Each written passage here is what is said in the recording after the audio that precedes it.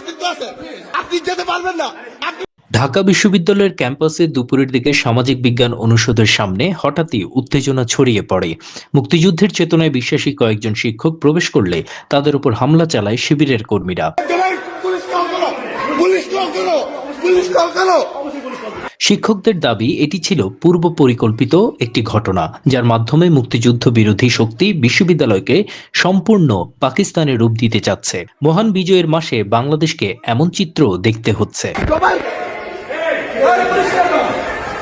ঘটনার পর বিশ্ববিদ্যালয় প্রশাসন এবং আইন শৃঙ্খলা বাহিনী এখনো কোনো কার্যকর পদক্ষেপ গ্রহণ করেনি। সাংবাদিকরা জিজ্ঞাসা করলে তারা জানায় উপর মহল থেকে নিষেধ আছে। প্রতিদিন রাজাকারের শাবকদের এমন আস্ফালন দেখে সাধারণ মানুষ বলছে, শেখ হাসিনা ছাড়া বাংলাদেশ মানেই যে মুক্তিযুদ্ধকে কটাক্ষের বাংলাদেশ এবং পাকিস্তানপন্থী বাংলাদেশ, সেটার স্বাদই পাচ্ছে এখন সারা দেশের মানুষ। Desk report, বিবাংলা.net।